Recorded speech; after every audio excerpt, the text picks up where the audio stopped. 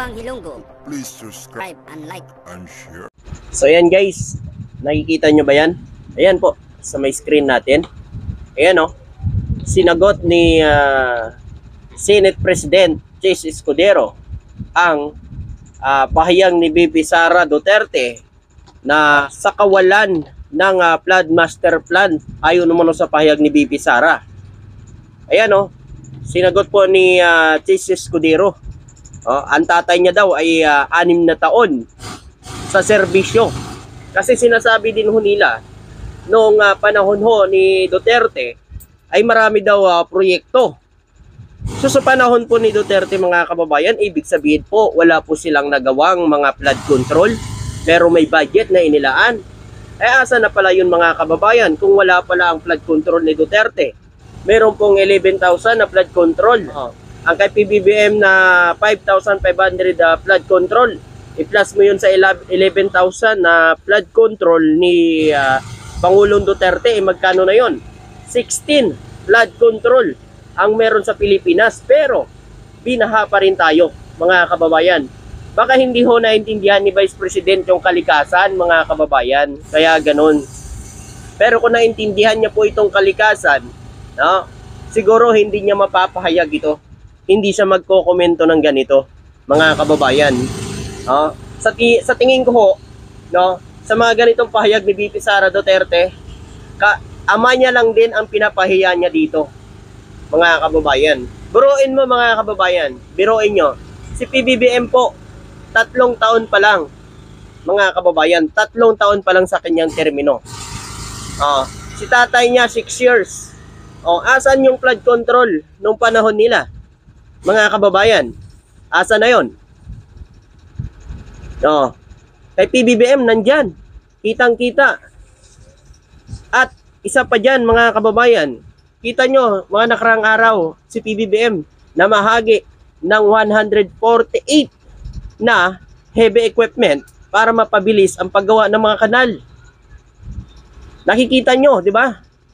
At may presyo 782 million ang presyo nun mga kababayan. Nakikita natin mga kababayan, inong panahon nila mayroon bang mga ganyan? Mayroon bang pinapakita na ganyan? Wala ho mga kababayan, di ba? Tapos sasabihin ho ng mga DDL supporters, no, nagsasabi na hindi daw tinitigilan si Vice President Sara Duterte. Siya naman kasi gumagawa ng kasiraan nila. Pero inyo mga kababayan, pinupuna niya ang ginagawa ng gobyerno. Hindi niya alam, mga kababayan, na ang tatay niya, sa panahon ng tatay niya mga kababayan, ang tatay niya naging presidente bago pinalitan ni PBBM. Ngayon, hinahanap niya ngayon yung walang ka-master plan daw ng mga paggawa ng flood control. Aba, di paano na lang kaya yung tatay mo? Vice, ano na lang kaya ang nangyari doon? Sa 11,000 na flood control nila, asa na yon? Diba?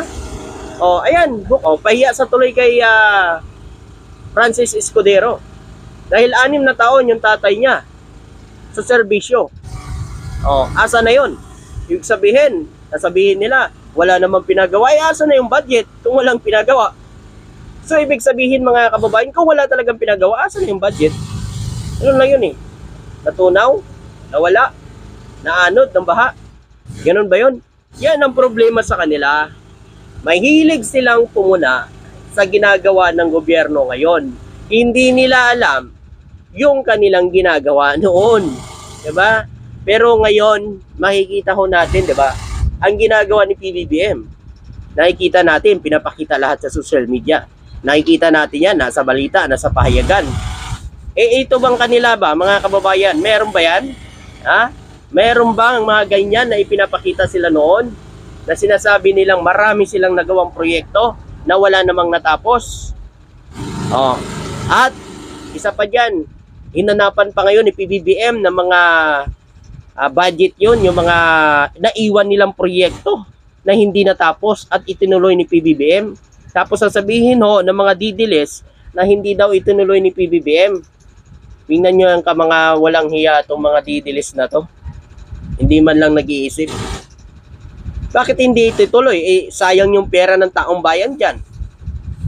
Bakit hindi ito tuloy ni PBBM? Pera ng taong bayan yan ang ginastos dyan. At taong bayan na makikinabang at makakatulong para mapagaan, no, ang buhay ng mga Pilipino. Oh, 'di ba? O kundi bagtang sa ngayon kay Francis Chis Escudero. Oh. Ito kasi 'yon, mga kababayan, meron pa dito. Ito, isa pa yung pahayag. Ito mga kababayan, pakinggan niyo to.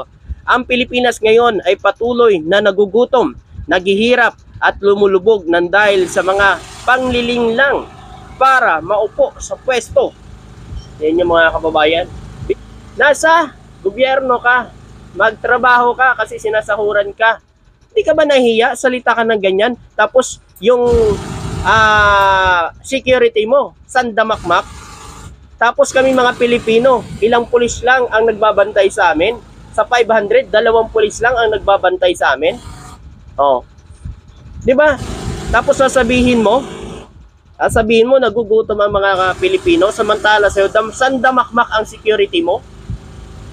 Oh, 'di ba sinampal ka na ni Leni Robredo? Ilan ba yung security ni Leni Robredo, mga kababayan? 100 plus nung nag-start siya bilang vice. Sa'yo, mga kababayan, 433.